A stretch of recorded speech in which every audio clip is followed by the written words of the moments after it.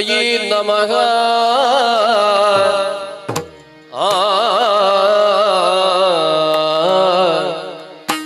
ಸುಂದರಾಂಗ ಸುಕಲಾನ್ವಿತ ಶುಭ ಚರಣ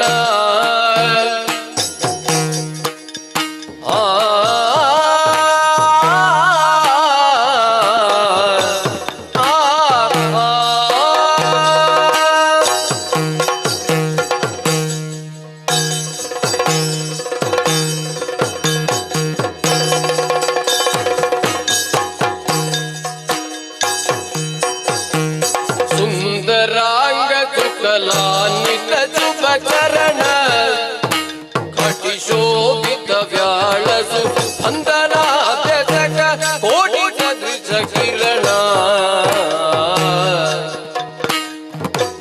ಚಂದನಾಂಗ ಚರ್ಚಿತ ಸುಮನೋಗರ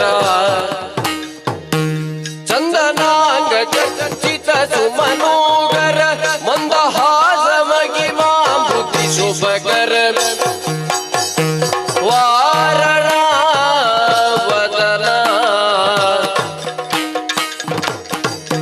ತ್ರೈಲೋಕ್ಯ ಸುಮೋಗನ ವಾರಣಾವದನ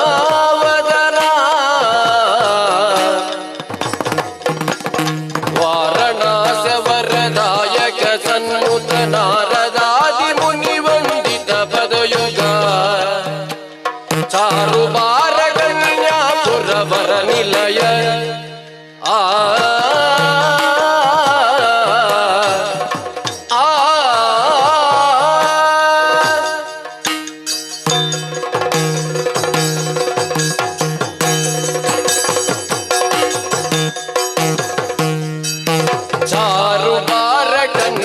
ಪುರವರ ನಿಲಯ ಮೃಗಂಡು ಜರ ಶಿವರ ಸಾರ ಮಂತ್ರ ಸ್ಥಾಪಿತ ಮಂಗಲ ಕಲಯ ಸರಗ ಪಿತ್ತ ಫಲೋರಸ ಭುಂಜಕ ಧಿರಲಕ್ಷ್ಮಿ ನಾರಾಯಣ ಸಕಸುತ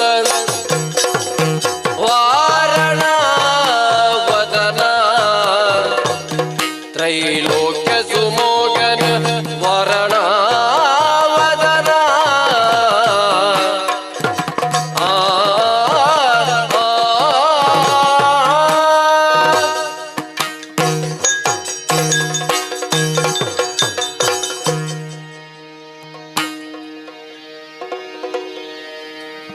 ಅಂಬುರುಹದಳ ನೇತ್ರೆ ಶ್ರೀ ದುರ್ಗಾಂಬಿಕೆಯ ಬಲಗೊಂಡು ಭಕ್ತಿಯೊಳು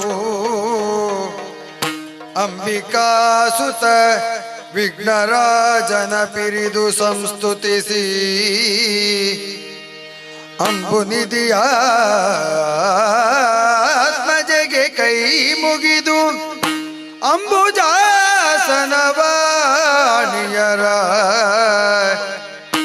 ಪಾದ ಭುಜಕ್ಕೆ ಪೊಡ ಮಡುತ್ತವಣಿಪೆ ಈ ಕಥಾಮೃತವ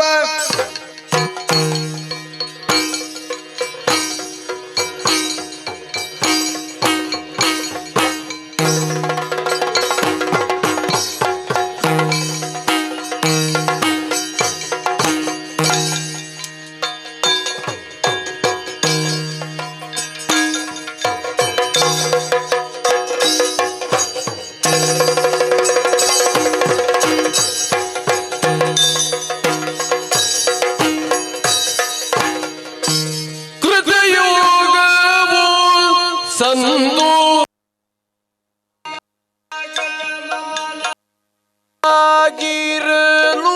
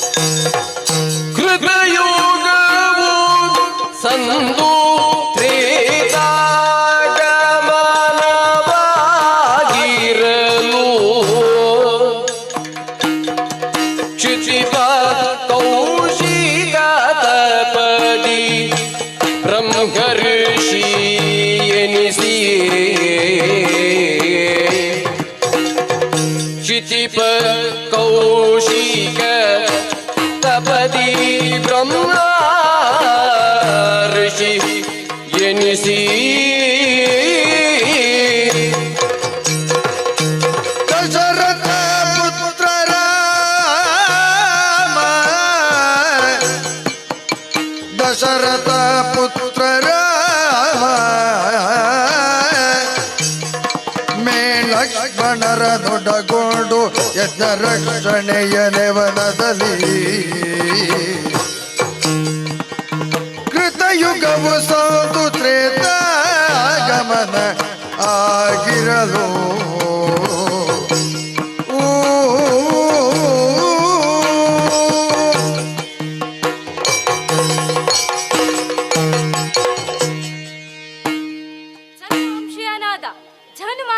ಪರಂಪರೆಯಲ್ಲಿ ಕುಶಿಕ ವಂಶೋದ್ಭವ ಗಾದಿ ಜಾತ ಕೌಶಿಕನಾಗಿ ವಿಶ್ವರಥ ನಾಮಕನಾಗಿದ್ದ ನಾನೀಗ ಬ್ರಹ್ಮರ್ಷಿ ವಿಶ್ವಾಮಿತ್ರ ನೆನೆಸಿಕೊಂಡಿದ್ದೇನೆ.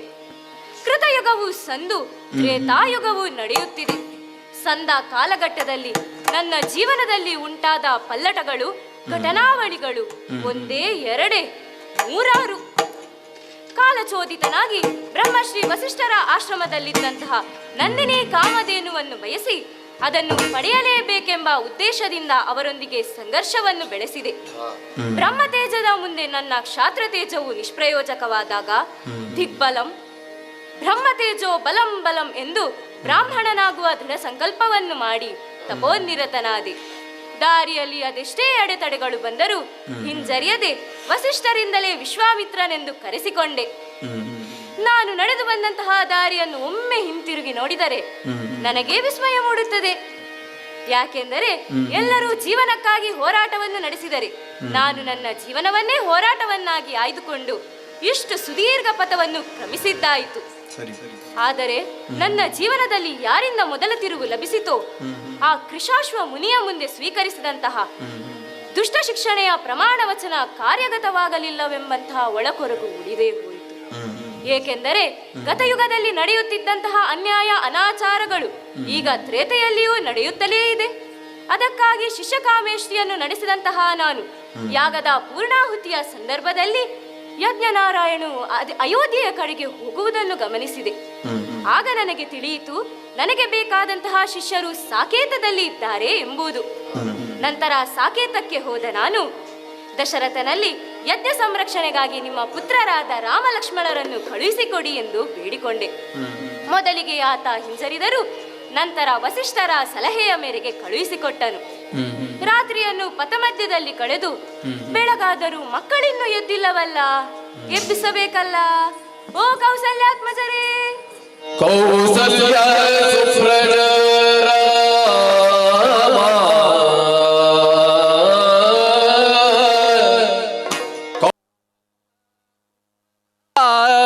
ರಾಮ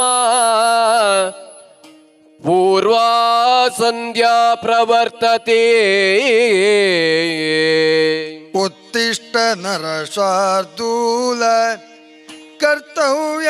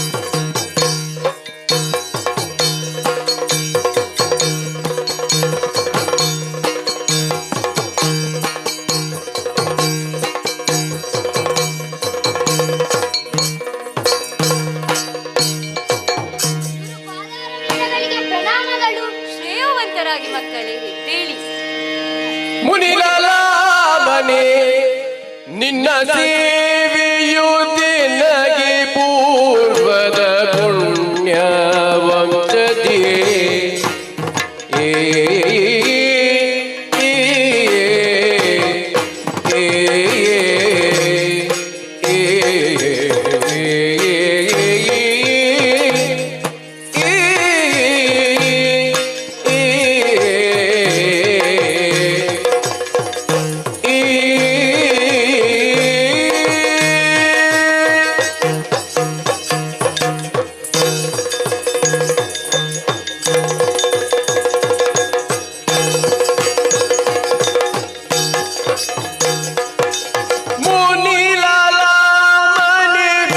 ನಿನ್ನ ಸೇವೆಯ ದಿನಗೆ ಪೂರ್ವದ ಪುಣ್ಯ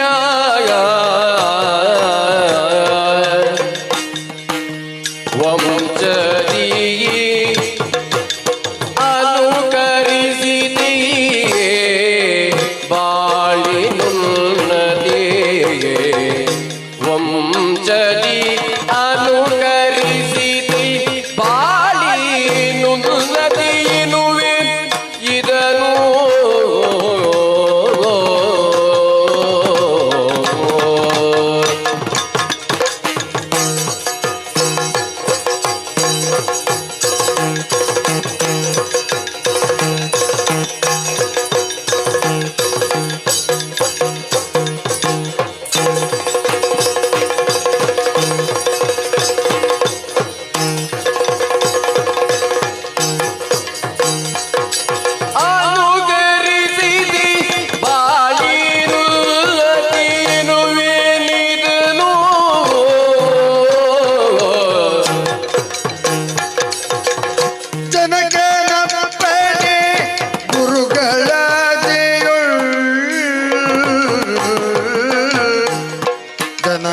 ಜನಕನಪ್ಪಣೆ ಗುರುಗಳಾದೆಯುಳ್ ಅನುಸರಿಸಿ ಬಂದೆವು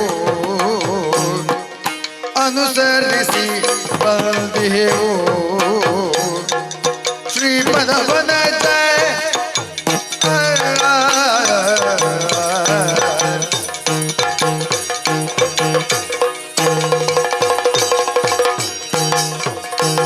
ಶ್ರೀಪದ ವನಜ ಕೆಮ್ಮಿಂದೇನು ಸೇವೆಯು ಮುನಿಪತಿಳು ಹೈ ಶ್ರೀಪದ ವನಜ ಕೆಮ್ಮಿಂದೇನು ಸೇವೆಯು ಮುನಿಪತಿಳು ಹೈ ಮುನಿಲಲ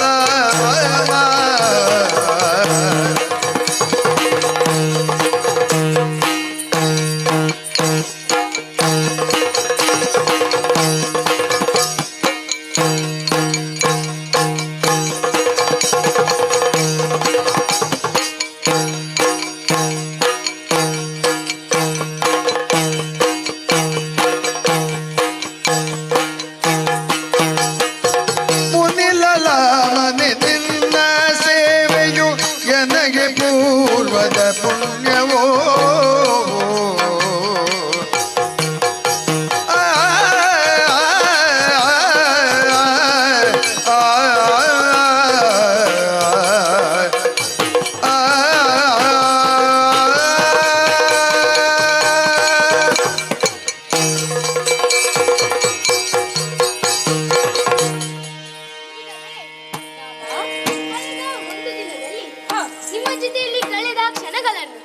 ನಾನೆಂದಿಗೂ ಮರೆಯಲಾರೆ. ನಮ್ಮ ಮಾರ್ಗಯಾಸ ಮರೆಯಲೆಂದು ನಿಮ್ಮ ಜೀವನ ಅನುಭವದ ಕಥೆಗಳನ್ನು ನಮಗೆ ನಿರೂಪಿಸುತ್ತಲೇ ಬಂದಿದ್ದೀರಿ. ಹೌದು, ನಿಮ್ಮ ಸೇವೆಯು ನಮಗೆ ಲಭಿಸಿರುವುದು ನಮ್ಮ ಪೂರ್ವಜನ್ಮ ಸುಕೃತವೇ ಸರಿ. ದೇವಾ, ಹೇಳು. ನಮ್ಮ ಕಾಲಿನ ಉನ್ನತಿಯಾಗುತ್ತದೆ. ಮಾರ್ಗದರ್ಶನ ಮಾಡಬೇಕೆಂಬುದೇ ನನ್ನ ವಿನೀತ ಪ್ರಾರ್ಥನೆ. ದೇವಾ, ಲಕ್ಷ್ಮಣ, ನನ್ನದೊಂದು ಅರಿಕೆ ಇದೆ. ಏನಪ್ಪ ಅದು? ದೇವಾ, ಲೋಕಹಿತವಾಗಿ ತಾವು ಸಂಕಲ್ಪಿಸಿದ ಮಹಾಯಾಗ ಜನಕನ ಅಪ್ಪನೆಯನ್ನು ಪಡೆದು ಗುರುಗಳಾದ ವಶಿಷ್ಠರ ಆಜ್ಞೆಯನ್ನು ಸ್ವೀಕರಿಸಿ ತಮ್ಮನ್ನೇ ಅನುಸರಿಸಿ ಬಂದವರು ನಾವುಗಳು. ತಮ್ಮ ಸೇವೆಯಿಂದಲೇ ನಮ್ಮ ಉತ್ಕರ್ಷ ಎಂಬುದನ್ನು ಭಾವಿಸಿದ್ದೇವೆ. ಅದರಿಂದ ನಮ್ಮಿಂದ ಏನು ಸೇವೆಯಾಗಬೇಕೆಂದು ಆದೇಶಿಸಿದರೆ ಸಾಕು, ನಡೆಸಿಕೊಡುತ್ತೇವೆ. ಮಕ್ಕಳೇ, ಗುರುದೇವ, ಸೇವಾ ಕಾರ್ಯಕ್ಕೆ ಕೇವಲ ಉತ್ಸುಕತೆಯೇ ಸಾಕಾಗುವುದಿಲ್ಲ. ಶರೀರ ಕ್ಷಮತೆ ಹಾ. ಹಾಗೂ ಮಾನಸಿಕ ದಾರ್ಢ್ಯವು ಬೇಕಾಗುತ್ತದೆ. ಹಾ. ಅದಕ್ಕಾಗಿ ನಿಮಗೆ ಹಾ. ನಾನು ಬಲ ಅತಿಬಲ ಎನ್ನುವ ವಿದ್ಯೆಯ ಉಪದೇಶವನ್ನು ಮಾಡುತ್ತೇನೆ. ಹಾ. ಇದು ವಿದ್ಯೆಯೂ ಹೌದು, ಹಾ. ಮಂತ್ರವೂ ಹೌದು, ಹಾ. ತಂತ್ರವೂ ಹೌದು. ಓಹೋ. ಇದರಿಂದ ನಿಮಗೆ ಹಾ. ನೀವು ಮಾಡುವಂತಹ ಕೆಲಸದಲ್ಲಿ ಹಾ. ಹಸಿವು, ನಿದ್ರೆ, ದಣಿವು, ದಾಹ ಇವು ಯಾವುದೂ ನಿಮ್ಮನ್ನು ಬಾಧಿಸದು ಮಕ್ಕಳೇ. ಹಾ. ಹಾಗಾಗಿ ಸ್ನಾನಕ್ಕಾಗಿ ಸಿದ್ಧರಾಗಿ. ಹಾಗೆಯೇ ಆಗಲಿ.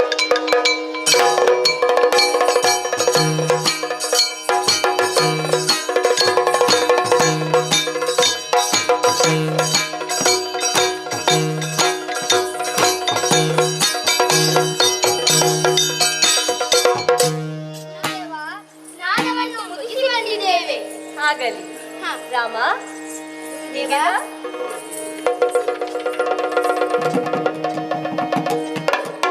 ಲಕ್ಷ್ಮಣ, ಹೀಗೆ ಬಾ. ಸರಿ ಗುರುದೇವ. ಮಕ್ಕಳೇ, ಗುರುದೇವ. ನಿತ್ಯನಿಕಗಳನ್ನು ಮುಗಿಸಿದ ನಿಮಗೆ ಹಾ. ಬಲ ಅತಿಬಲ ಎನ್ನುವ ವಿದ್ಯೆಯ ಉಪದೇಶವನ್ನು ಮಾಡಿದ್ದೇನೆ. ಹಾ. ಇಂದಿಗೆ ಇಲ್ಲಿನ ಪ್ರಯಾಣ ಸಾಕು. ಹಾ. ಸಮೀಪದಲ್ಲೊಂದು ಕಾಮಾಶ್ರಮವಿದೆ. ಹಾ. ಅಲ್ಲಿ ಇಂದಿನ ರಾತ್ರಿಯನ್ನು ಕಳೆದು ಹಾ. ನಮ್ಮ ಪ್ರಯಾಣವನ್ನು ನಾಳೆ ಮುಂದುವರಿಸೋಣವೇ? ಹಾಗೆಯೇ ಆಗಲಿ. ನಡೆಯೋಣ ಆ ಕಡೆಗೆ.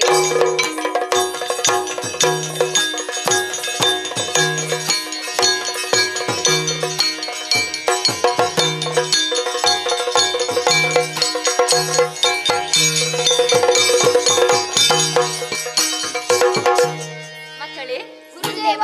ಕಾಮಾಶ್ರಮವೆಂದರೆ ಹಾ. ಈ ಪೂರ್ವದಲ್ಲಿ ಹಾ. ಮನ್ಮಥನು ಬಾಣ ಪ್ರಯೋಗ ಮಾಡಿ ಹಾ. ಶಿವನ ಕಣ್ಣೂರಿಗೆ ದಹಿಸಿದಂತಹ ಸ್ಥಳ. ಹಾ.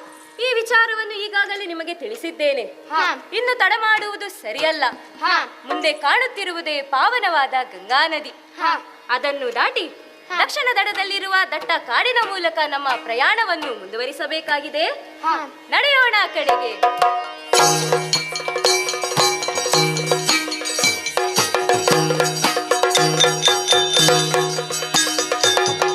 ಮಹಾತ್ಮರೇ, ರಾಮ, ಪಾವನ ಗಂಗೆಯ ದಕ್ಷಿಣ ತಟದ ವಿವಿಧಾರಣ್ಯವನ್ನು ಸೇರಿದಾಗಿದೆ. ಹೌದು. ಇಲ್ಲಿಗೆ ಬಂದು ನೋಡುವಾಗ ಹಾ. ಕೆಲವು ಪ್ರಶ್ನೆಗಳು ಮೂಡುತ್ತಿವೆ. ಏನಪ್ಪ ಅದು? ಕೇಳಬಹುದು ಗುರುದೇವ? ಖಂಡಿತವಾಗಿ. ಬಿತ್ತರಿಸು ಗುರುದೇವ ಘೋರವನ ಆವುದೇ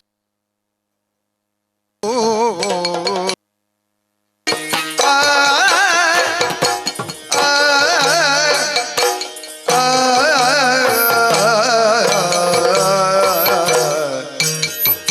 ಆ,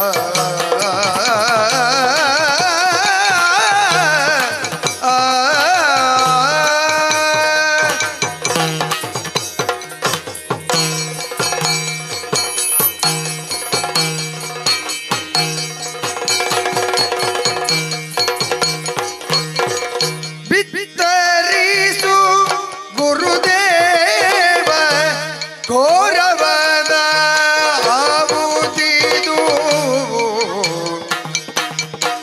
ಪತ್ರ ಫಲ ಪುಷ್ಪಮರ ಪೊದರು ಪತ್ರ ಫಲ ಪುಷ್ಪಮರ ಪೊದರು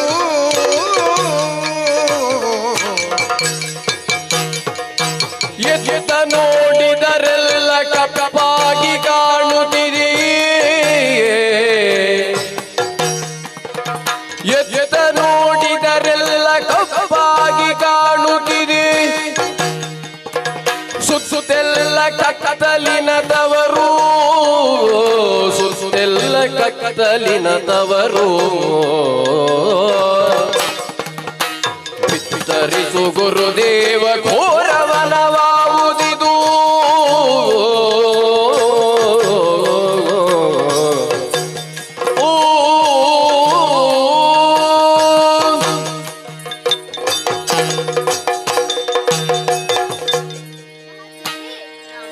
ಈ ವನ ಪ್ರದೇಶದ ಹಾ. ಸಸ್ಯ ಸಾಂದ್ರತೆಯು ಆಶ್ಚರ್ಯಜನಕವಾಗಿದೆ. ಯಾಕೆ?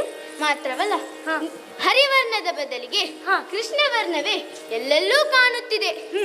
ಎಲೆ, ಹೂ, ಮಿಡಿ, ರೆಂಬೆ, ಕಾಂಡ, ಬೇರು ಎಲ್ಲವೂ ಕಪ್ಪಾಗಿದೆ. ವನದ ಒಳಗೂ ಹೊರಗೂ ಎಲ್ಲವೂ ಈ ರೀತಿ ಕಪ್ಪಾಗಲು ಕಾರಣವೇನು ಗುರುದೇವ?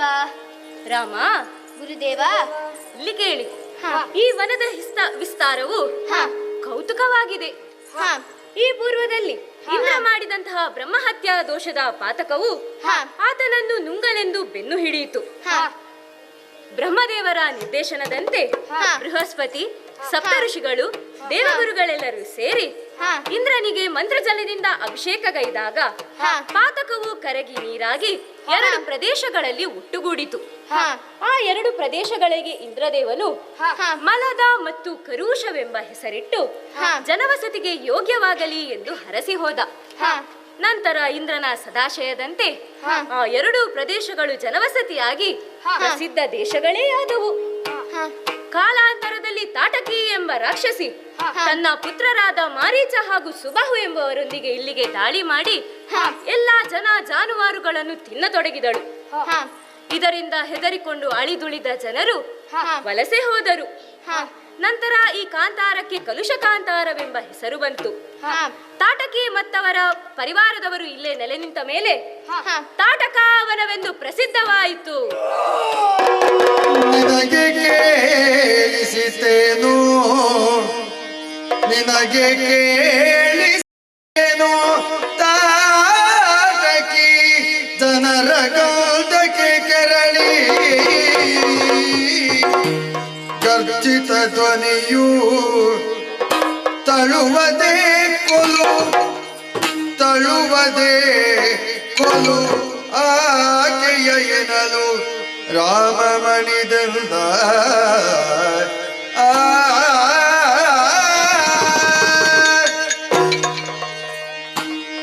ರಾಮ, ಗುರುದೇವ. ಕೇಳಿತಲ್ಲ ಆ ತಾಟಕಿಯ ಅಟ್ಟಹಾಸ? ಹಾ. ಆ ರಾಕ್ಷಸಿ ಹಾ. ದೂರದಿಂದಲೇ ಮಾನವರಾದ ನಮ್ಮ ಕನುಗಂಧವನ್ನು ಗ್ರಹಿಸಬಲ್ಲಳು. ಹಾ. ಆಕೆ ಇಲ್ಲಿಗೆ ಬಂದರೆ ಹಾ. ನಮ್ಮ ನಾರನ್ನು ಸುಮ್ಮನೆ ಬಿಡಲಾರಳು. ಹಾ. ದಯೆ ದಾಕ್ಷಣ್ಯ ಇಲ್ಲದೆ ಆಕೆಯನ್ನು ವಧಿಸು ರಾಮ. ಗುರುದೇವ, ರಾಮ, ತಮ್ಮ ಆದೇಶವನ್ನು ಹಾ. ನಡೆಸುವ ಮುನ್ನ ಮನಸ್ಸಿನಲ್ಲಿ ಮೂಡುವ ಸಂಶಯವೊಂದನ್ನು ನಿವೇದಿಸಲೇ? ಏನಪ್ಪ ಅದು? ಮಹಾತ್ಮರೇ, ಹೇಳು. ತಾಟಕಿಯ ವೃತ್ತಾಂತವನ್ನು ಹಾ. ನಮಗೆ ತಿಳಿಸಿದ್ದೀರಿ. ಹೌದು, ಆಕೆಯನ್ನು ವಧಿಸಬೇಕೆಂದು ಆದೇಶಿಸುತ್ತಿರುವಿರಿ. ಹೌದು. ಅಲ್ಪಜ್ಞಾನದ ನಾನು ನನ್ನ ಸಂದೇಹವಿಷ್ಟೇ. ಏನಪ್ಪ? ಆಕೆ ಯಾರೋ ಆದಿದ್ದರೂ ಸ್ತ್ರೀ ಎಂಬುದು ಸತ್ಯವಷ್ಟೇ. ಹೌದು. ಆಕೆಯನ್ನು ಕೊಂದರೆ ನನಗೆ ಸ್ತ್ರೀ ಹತ್ಯೆ ಪಾತಕವು ತಟ್ಟಲಾರದೆ. ಸೂರ್ಯವಂಶನಾದ ನಾನು ಇಂತಹ ಕೃತ್ಯ ಮಾಡುವುದು ಹಾ. ನಮ್ಮ ಕುಲದ ಗೌರವಕ್ಕೆ ಉಚಿತವೇ? ಹಾ. ತಿಳಿಸಿ ಗುರುದೇವ. ರಾಮ, ಗುರುದೇವ. ಸ್ತ್ರೀ ಹತ್ಯೆ ಮಹಾಪಾಪ ಹೌದು. ಹಾ. ಆದರೆ ಆ ತಾಟಕಿ ಕೇವಲ ಹೆಣ್ಣಲ್ಲ, ಹಾ. ಹೆಮ್ಮಾರಿಯಾಗಿದ್ದಾಳೆ. ಹಾ. ಜನ್ಮದಿಂದಲೇ ಸ್ತ್ರೀಯೇ ಹೊರತು ಹಾ. ಗುಣ ನಡತೆ ಸ್ವಭಾವದಲ್ಲಿ ಆಕೆ ಹೆಣ್ಣಲ್ಲ. ಹಾ. ಸಾಲದಕ್ಕೆ ಯಜ್ಞಕಂಟಕಿಯಾಗಿದ್ದಾಳೆ, ಹಾ. ಧರ್ಮಕಂಟಕಿಯಾಗಿದ್ದಾಳೆ. ಹಾ. ಮಾತ್ರವಲ್ಲ 1000 ಆನೆಗಳ ಬಲವನ್ನೂ ಹೊಂದಿದ್ದಾಳೆ. ಹಾ. ಇಂತಹವಳನ್ನು ಕೊಲ್ಲದೆ ಉಳಿದರೆ ತಪ್ಪಾದೀತು ರಾಮ. ಗುರುದೇವ, ರಾಮ, ಸ್ತ್ರೀ ಹತ್ಯೆ ಅನಿವಾರ್ಯವೆನಿಸಿದ ಹಾ. ಪೂರ್ವ ವೃತ್ತಾಂತಗಳೇನಾದರೂ ಇವೆಯೇ? ಇದೇ ರಾಮ. ಹಾ. ಪೂರ್ವದಲ್ಲಿ ಲೋಕ ಕಲ್ಯಾಣಾರ್ಥಕವಾಗಿ ಹಾ. ಶ್ರೀಹರಿಯು ಭೃಗುಪತ್ನಿ ಖ್ಯಾತಿ ದೇವಿಯನ್ನು ಚಕ್ರಾಯುಧದಿಂದ ತರಿದ. ಹಾ. ಮಾತ್ರವಲ್ಲ, ಪರಶುರಾಮ ತನ್ನ ತಂದೆಯ ಮಾತಿಗಾಗಿ ತನ್ನ ಹಾ. ತಾಯಿಯನ್ನೇ ಕಡಿದ. ಹಾ. ನಿನ್ನ ಸಂಶಯವನ್ನು ಪೂರ್ಣಗೊಳಿಸಿದ್ದೇನೆ. ಹಾ. ನಿನ್ನ ತಡ ಮಾಡುವುದು ಸರಿಯಲ್ಲ. ನಿನ್ನ ಧನಸ್ಸನ್ನು ಜೇವಡೆದು ಆ ದುರುಳೆಯ ಸಂಹಾರಕ್ಕಾಗಿ ಸಿದ್ಧನಾಗು ರಾಮ. ಹಾಗೆಯೇ ಆಗಲಿ. ನಡೆಯೋಣ ಆ ಕಡೆಗೆ.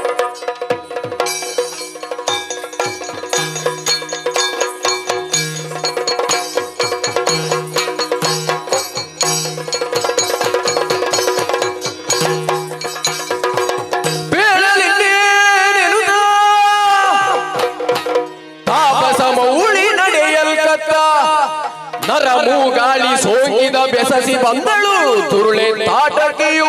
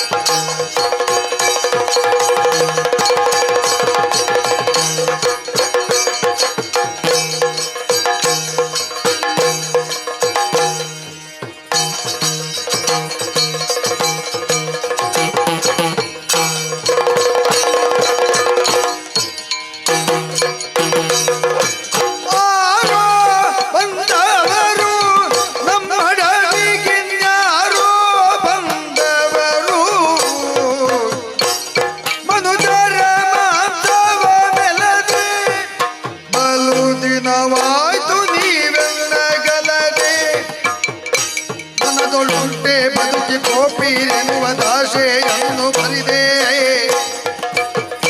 ಧನುಜರಿರುವ ವಿಪಿನವೆಂಬುದರಿನಿತು ಶಂಕೆಗಳಿಲ್ಲದೆ ನೀವು ಯಾರೋ ಬಂದವರು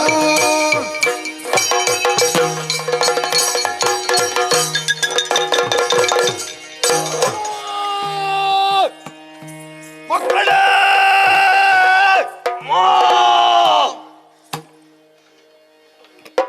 ಎಷ್ಟೋ ವರ್ಷಗಳಿಂದ ಇಲ್ಲದಂತಹ ವಾಸನೆಯೊಂದು ನನ್ನ ನಾಸಿಕಕ್ಕೆ ಬಡಿಯುತ್ತಾ ಇದೆ. ಹೌದು, ಇದು ಆ ಮಾನವರ ವಾಸನೆಯೇ ಸರಿ. ಆದರೆ ಈ ವನದ ಸುತ್ತ ಮನುಷ್ಯರ ಪ್ರವೇಶವಾಗದೆ ಅದೆಷ್ಟೋ ಕಾಲಗಳು ಕಳೆದು ಹೋಗಿದೆ. ಆದರೆ ಇಂದು ಬಂದದ್ದು ಖಂಡಿತವಾಗಿಯೂ ಆ ಮಾನವರದ್ದೇ ಸ್ವರ. ಆದರೆ ಈ ತಾಟಕಿ ಇರುವಂತಹ ವನಕ್ಕೆ ಬರುವಷ್ಟು ಧೈರ್ಯವೇ ಈ ಹುಲು ಮಾನವರಿಗೆ. ಇವರನ್ನು ಏನು ಮಾಡೋಣ? ಕಾಡುತ್ತಿದೆ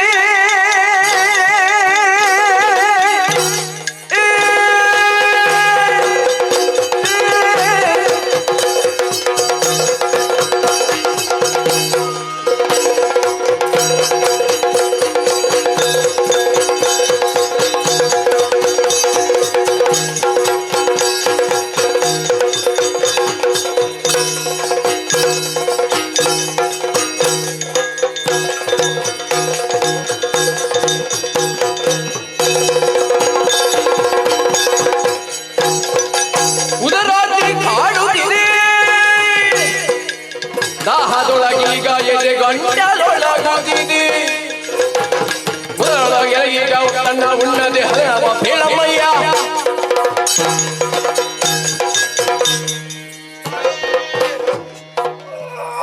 ನನಗೆ ಹೊಟ್ಟೆಯಲ್ಲಿ ಸಹಿಸಲಾರದು ಉರಿಯಾಡುತ್ತಿದೆ. ದಾಹದಿಂದ ಎದೆ ಮತ್ತು ಗಂಟಲು ಒಣಗಿದೆ. ಇನ್ನು ತಡ ಮಾಡುವುದು ಸರಿಯಲ್ಲ. ಆ ಮಾನವರನ್ನು ತಿಂದು ಬಿಡಬೇಕು. ತಿನ್ನುವ ಕ್ರಮ ಹೇಗೆ ಗೊತ್ತೇ? ಖಂಡವ ಬೇರೆ ಬೇರೆ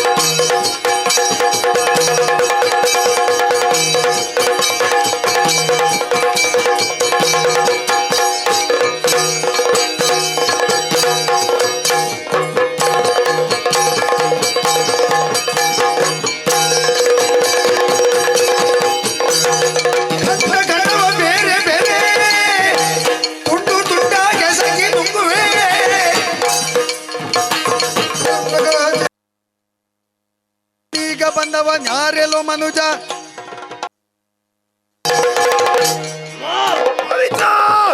ಅಂತಹ ಮಾನವರನ್ನು ಕಂಡಗಳಾಗಿ ತುಂಡರಿಸಿ ಬೆಂಕಿಯಲ್ಲಿ ಉರಿದು ತಿನ್ನಬೇಕು. ಅವರ ರಕ್ತವನ್ನು ಘಟಘಟನೆ ಕುಡಿದು ನಮ್ಮ ದಾಹವನ್ನು ತೀರಿಸಿಕೊಳ್ಳಬೇಕು. ಅವರ ಚರ್ಮವನ್ನು ಒಣಗಿಸಿ ಮಳೆಗಾಲದಲ್ಲಿ ತಿನ್ನಬೇಕು. ಅದು ಬಹಳ ಒಳ್ಳೆಯದಾಗ್ತದೆ. ಮಳೆಗಾಲದಲ್ಲಿ ಕಟುಕುಟು ಎಂದು ಹಪ್ಪಳ ಮಾಡಿ ತಿನ್ನಬಹುದು. ಮಕ್ಕಳೇ, ಈ ಬಂದಂತಹ ನರವರನ್ನು ಹೀಗೆ ಬಿಡುವುದು ಸರಿಯಲ್ಲ. ಅವರನ್ನು ತಡೆಯುವುದಕ್ಕಾಗಿ ಮುಂದುವರಿಯೋಣವೇ? ಹಾಗೆ ಆಗಲಿ.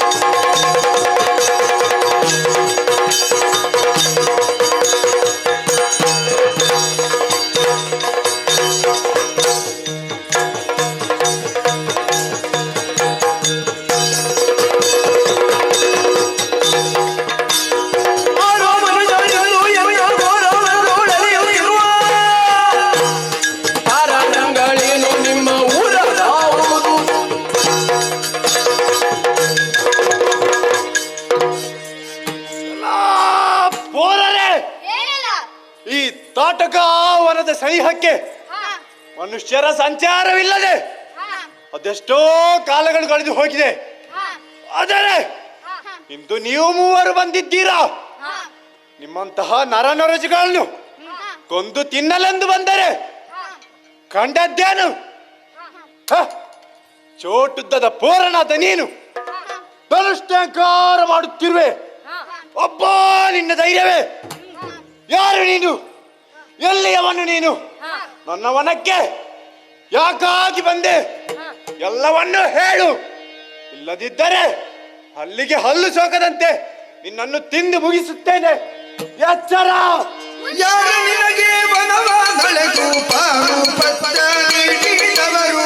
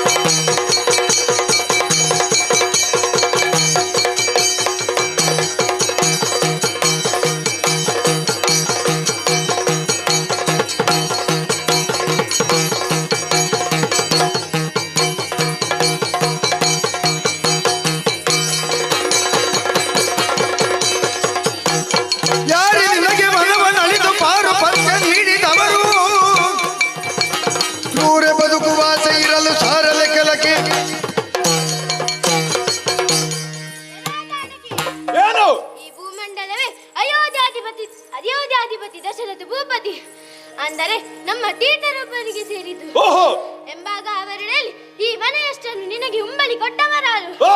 ನಿನಗೆ ಜನಸಂಚಾರವನ್ನು ನಿಯಂತ್ರಿಸುವ ಅಧಿಕಾರ ನಿನಗೆ ಕೊಟ್ಟವರಾರು?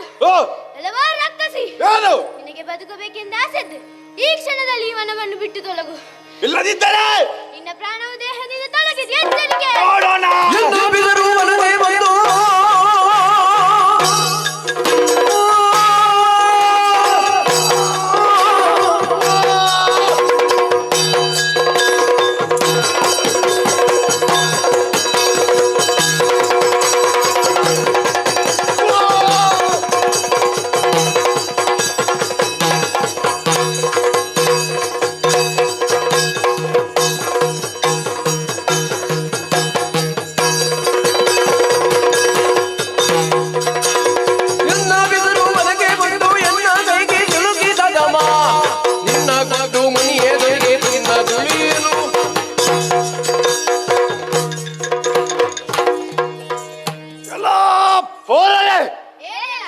ಈ ತಾಟಕಿಯ ಎದುರೇ ದುಸ್ಸಾಹಸದ ಮಾತೆ.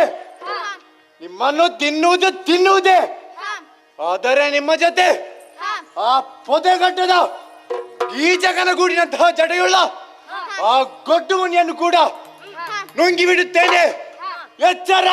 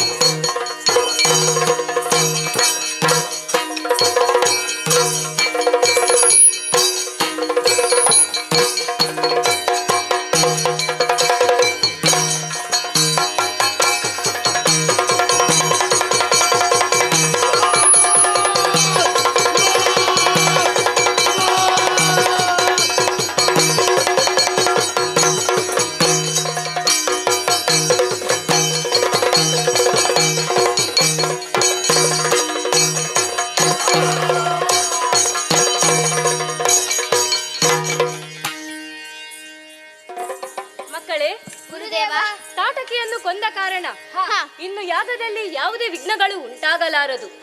ಹಾಗಾಗಿ ತಡೆ ಮಾಡುವುದು ಸರಿಯಲ್ಲ. ಋತ್ವಿಜರೆಲ್ಲರೂ ಸೇರಿ ಯಾಗ ಕಾರ್ಯಕ್ಕಾಗಿ ಮುಂದಾಗಬೇಕು. ಅತ್ತ ಸಾಗೋಣ. ಹಾಗೆ ಆಗಲಿ.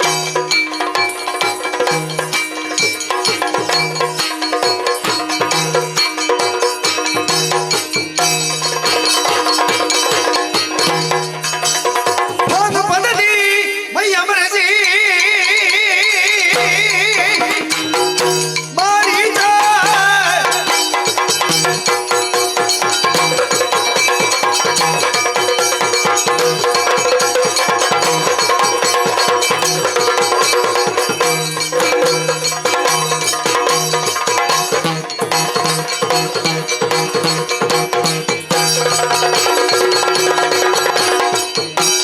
ಭಾನುಪದದಿ ಮೈಯ ಮರೆಸಿ ತಾನು ನಿಂತು ಮಾತರಕ್ಕ ಸೋನೆಯನ್ನು ಮಗಿಗೆ ಸುರಿದ ನಿಶಾಚಾರ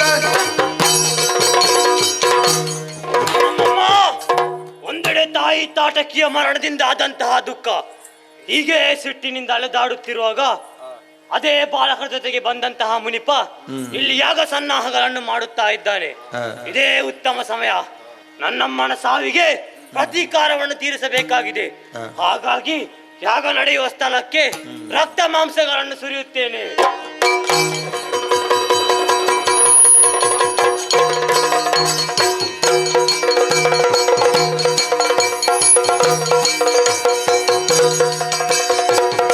ಏನಿದು ಆಶ್ಚರ್ಯ? ಏನೋ ಯಾವುದು ದುಷ್ಟಶಕ್ತಿ ಯಾಗವನ್ನು ಕೆಡಿಸಲೆಂದು ರಕ್ತ ಮಾಂಸ ಇತ್ಯಾದಿ ಹೊಲಕು ಆಕಾಶದಿಂದ ಸುರಿಯುತ್ತಲಿವೆ. ಹೌದು. ಲಕ್ಷ್ಮಣ, ಈ ಮಲಿನ ವಸ್ತುಗಳನ್ನು ಯಜ್ಞಕುಂಡಕ್ಕೆ ಬೀಳದಂತೆ ನಾನು ಬಾಣದ ಚಪ್ಪರವನ್ನು ರಚಿಸಿದ್ದೇನೆ. ಆದರೂ ಯಾವುದೇ ಕಾರಣಕ್ಕೂ ಯಾಗ ಹಾಳಾಗಬಾರದು. ನಾನು ದಿವ್ಯಸ್ತ್ರವೊಂದನ್ನು ಪ್ರಯೋಗಿಸಿ ದಿವ್ಯ ಶಕ್ತಿಗಳನ್ನು ವ್ಯಕ್ತವಾಗುವಂತೆ ಮಾಡುತ್ತೇನೆ. ಹಾಗೆ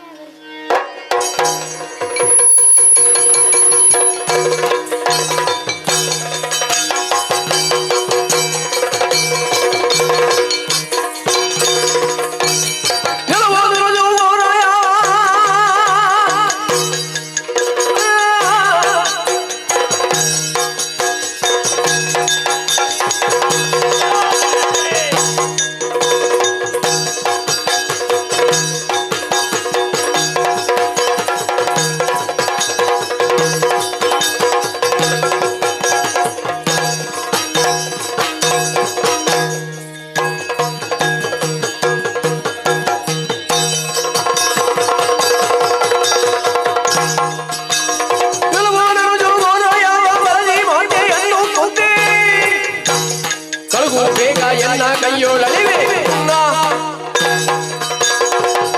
ಎಲ್ಲವೋ ನರಕಕ್ಕೆ ನನ್ನಮ್ಮನ ಸಾವಿಗೆ ಪ್ರತೀಕಾರವನ್ನು ತೀರಿಸಬೇಕಾಗಿದೆ. ಹಾಗಾಗಿ ನಿಮ್ಮನ್ನು ನುಂಗಿ ಆ ಕಾರ್ಯವನ್ನು ಮುಂದೂಡುತ್ತೇನೆ. ಕದು ವಿನಾಶ ಕಣ್ಣು ಕಳುವ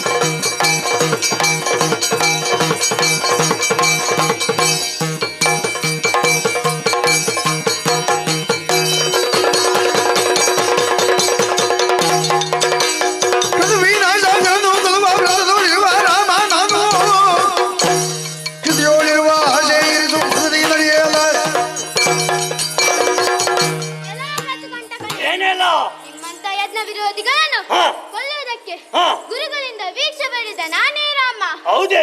ಅಕಾರದಲ್ಲಿ ನಿನ್ನ ತಾಯಿಯನ್ನು ಕೊಂದ ನಾನೇ ದಾಶರಥಿ. ಈ ಯಾಗಕ್ಕೆ ಕಂಟಕನಾದ ನೀನು ಇಂತಹ ಕೆಲಸಗಳನ್ನು ನಿಲ್ಲಿಸಿದರೆ ನಾನು ನಿನ್ನನ್ನು ಕ್ಷಮಿಸುತ್ತೇನೆ. ಇಲ್ಲವಾದರೆ ನಿನ್ನ ತಾಯಿ ಹೇಗೆ ಹೋದಲಾಗಿ ನಿನ್ನನ್ನು ಕಳುಹಿಸುತ್ತೇನಂತೆ. ಬಾ ಮುಂದೆ.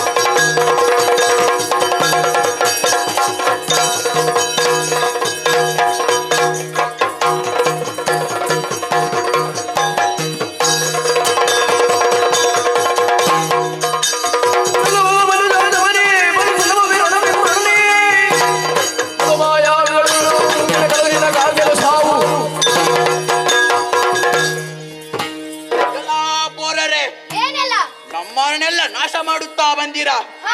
ನನ್ನನ್ನು ಸಾಮಾನ್ಯದವನೆಂದು ತಿಳಿದುಕೊಳ್ಳಬೇಡಿ. ಮಾಯಾವಿಗಳು ನಾವು.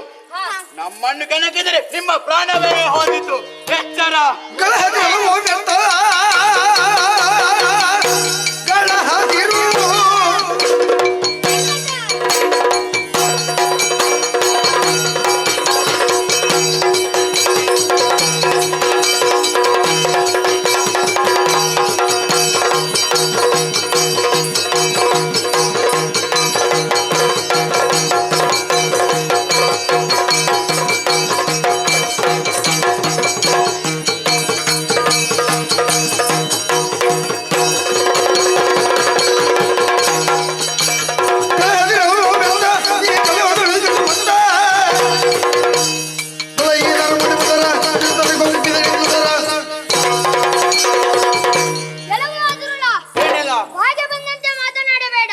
ನಿಮ್ಮ ಬಗ್ಗೆ ನೀವೇ ಹಾಡಿ ಕೊಂಡಾಡಬೇಕಾಗಿಲ್ಲ. ಬಲಹೀನರಾದ ಋಷಿಗಳನ್ನು ಹಿಂಸಿಸುವುದಕ್ಕೆ ಮಾತ್ರ ನಿಮ್ಮ ಸಾಮರ್ಥ್ಯ.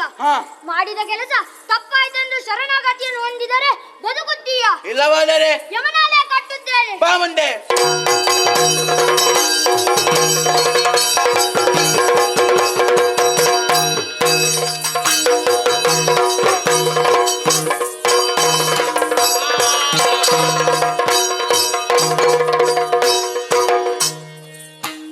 ರಾಮ ಲಕ್ಷ್ಮಣರೇ, ಗುರುದೇವ. ಭಲೆ ಭಲೆ. ನಿಮ್ಮ ಯುದ್ಧ ಕೌಶಲ ಕಂಡು ನಾನು ಮಾರು ಹೋದೆ. ಯಜ್ಞಕಂಟಕರಾಗಿದ್ದಂತಹ ಮಾರೀಚ ಹಾಗೂ ಸುಬಾಹು ಅವರನ್ನು ಕೊಂದು ಯಾಗಕ್ಕೆ ಒಳ್ಳೆಯದನ್ನು ಮಾಡಿದ್ದೀರಿ. ಇನ್ನು ತಡ ಮಾಡುವುದು ಸರಿಯಲ್ಲ. 7ನೇ ದಿನವಾದ ಇಂದು ಯಾಗದ ಪೂರ್ಣವೂ ಆಗಿದೆ. ಪೂರ್ಣಾಹುತಿಯ ಸಂದರ್ಭದಲ್ಲಿ ಮಿಥಿಲೆಯಿಂದ ರಾಜಶ್ರೀ ಕ್ಷೀರಧ್ವಜ ಜನಕನು ಆಹ್ವಾನ ಪತ್ರವೊಂದನ್ನು ಕಳುಹಿಸಿದ್ದಾನೆ. ಅಲ್ಲೊಂದು ವಿಶೇಷವಾದ ಯಜ್ಞವನ್ನು ನಡೆಯುತ್ತಿದ್ದು ಪೂರ್ಣಾಹುತಿಯ ಸಂದರ್ಭದಲ್ಲಿ ನಾವು ಅಲ್ಲಿ ಭಾಗವಹಿಸಬೇಕಂತೆ. ಮಾತ್ರವಲ್ಲ, ಸುನಾಭ ಎನ್ನುವ ಶಿವಧನಸ್ಸು ಕೂಡ ಇದ್ದು ನಿಮ್ಮಂತಹ ಕ್ಷತ್ರಿಯ ವೀರರಿಗೆ ದರ್ಶನ ಭಾಗ್ಯವಾಗಿದೆ. ಹಾಗಾಗಿ ತಡ ಮಾಡುವುದು ಬೇಡ, ಆ ಕಡೆಗೆ ಹೋಗೋಣವೇ? ಹಾಗೇ ಆಗಲಿ.